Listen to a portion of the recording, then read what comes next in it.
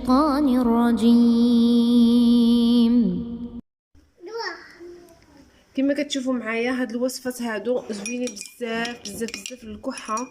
غنعطيكم جوج وصفات صراحه مجربين 100% وزوينين بزاف للكحه، سواء الكبار سواء الصغار. بالنسبه لهاد السيرو هذا كنعدلوه طبيعي في الدار وكيجي زوين بزاف وكيشافي في اسرع وقت. وبالنسبه لهاد الخلطه هذه الصراحه حتى هي زوينه، كتجي معلقه وممكن تزيدوا تخفوها. انا بغيت نخليها هكا. كنتمنى هاد الوصفات هادو تفرجوا من الاول حتى الاخر وتجربوهم وتفيدوا بهم العائله والصحاب والحباب باش يستافدوا معنا، والله يشافي جميع المرضى. السلام عليكم، مرحبا بكم في فيديو جديد. اليوم كنصيحه غادي نعطيها لكم بالنسبه للصغار والكبار. واحد الوصفه زوينه بزاف بزاف بزاف للكحه او السعله. بالنسبه لبنتي صغيره وخا شريت لها الدواء ما بغات ما ارتحتش يعني. وهاد الوصفه هذه الصراحه زوينه. 3 ايام كتبان النتيجه روعه.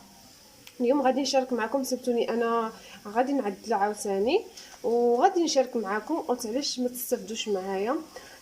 تقدروا يعني الله يحفظ الله ينجينا ويجيكم. كحه صعيبه بزاف بزاف بزاف، سيرتو الدراري الصغار مساكن ما كيبغيوش ينعسوا، مازال حنا الكبارين كنصبروا. غادي نعطيكم جوج وصفات بجوجهم زوينين بزاف. دابا خليكم معايا غادي نوريكم الطريقه. بالنسبه للمكونات بساطين، ما تشوفوش هاد بالعاد قشاشه يعني. عاد نوريكم كيفاش الطريقه تعملوا هاد جوج وصفات. بالنسبه لهاد البلعاد قشاشه يعني عادي يعني فاش يعني نشرح لكم وكل شيء. خليكم معايا حتى اخر الفيديو. بسم الله على بركه الله. غادي نبداو في الوصفه الاولى. الوصفه الاولى عندنا هاد الكاسرونه هذه كما كتشوفوا معايا. جبت واحد راس ديال الثومه. بالنسبه للثومه تكون حمراء بحال هذا الشكل هذا، ها هي كتشوفوها حمراء. سلقتها في الماء. غادي نحيدو عليهم ايناش محتاجينها وغادي نجيب واحد الطبيصل كما كتشوفوا. هانتوما ها هي الثومه وغادي نعسوها هكا مزيان بالفرشيطه كما كتشوفوا. بالنسبه لهاد الطريقه الاولى ساهله جدا. غادي نجيبوا واحد معلقه ديال العسل حره. بالنسبه للعسل الحره زوينه للاطفال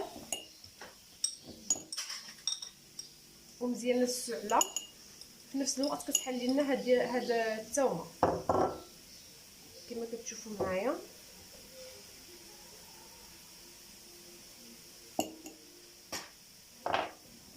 هذيك الوصفه الاولى. غادي نضيف زيت العود الثمن هيدا 3 ديال المعالق صغارين.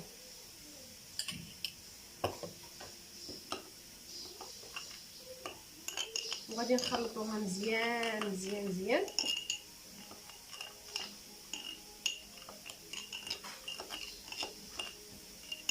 وغادي نبداو كنعطيوهم معلقه في الصباح ومعلقه في الغدا ومعلقه في الليل. غتبقاو ديروا هاد الطريقه 3 ايام حتى كيتشافى لنا الطفل ديالنا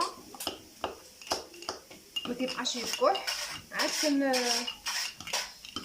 عاد كنحيدوا هاد الوصفه هادي.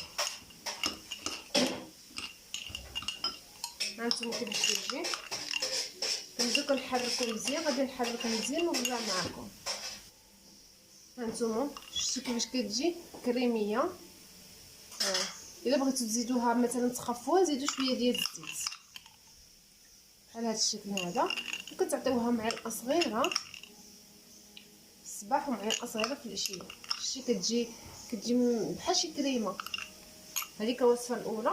غادي ندوزو المرحله الثانيه. بالنسبه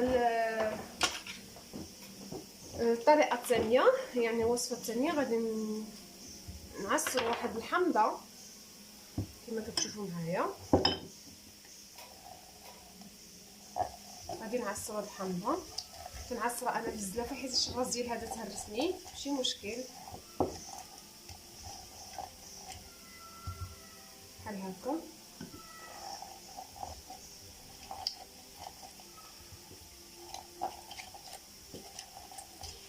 بالنسبه لهاد الوصفه الثانيه حتى هي زوينه بزاف خصوصا للكبارين. بالنسبه للصغارين يقدروا ما يقضوش عليها حيتاش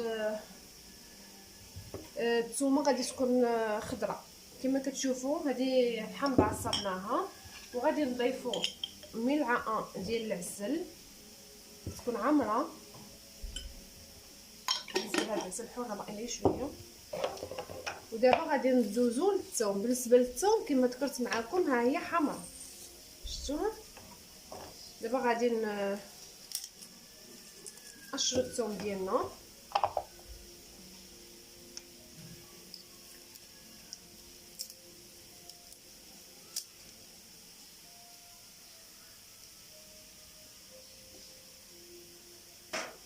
من بعد ما قشرنا الثومه كما كتشوفوا غادي نجيبوا الحكاكه. بالنسبه للحكاكه هاد الرقيقه هادي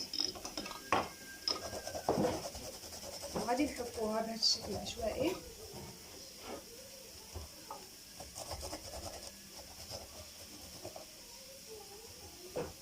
بالنسبه للثومه كتكون خضراء كتكون مجهده. هذاك الشيء انا سلقتها هيدا البنتي يعني هذه درتها البنتي سلقتها انا باش تبغي تشرباني بحال هكا.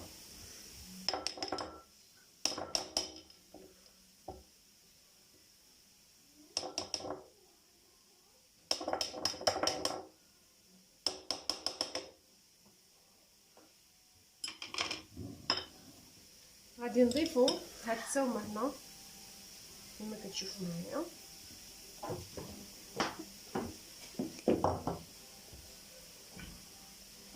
ونبقاو كنحركو.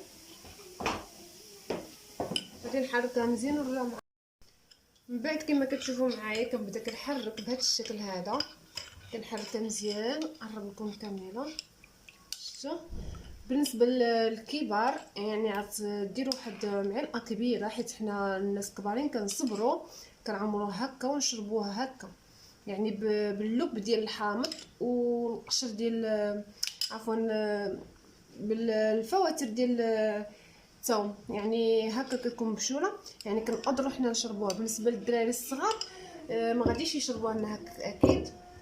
غادي نجيب واحد القرعه ديال الزاج كما كتشوفوا معايا. نتاكدوا بان العسل ديالنا دابت وغادي كنصفيوها في هذا الشكل هذا بحال هكا. عصروها مزيان بحال هكا شفتوا.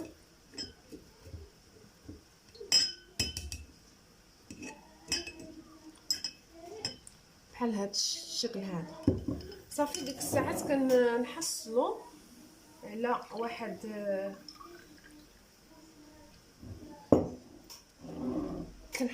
واحد السيرو اللي طبيعي بحال هذا الشكل هذا شفتوا كيجي خفيف ومصفي وفي نفس الوقت طبيعي.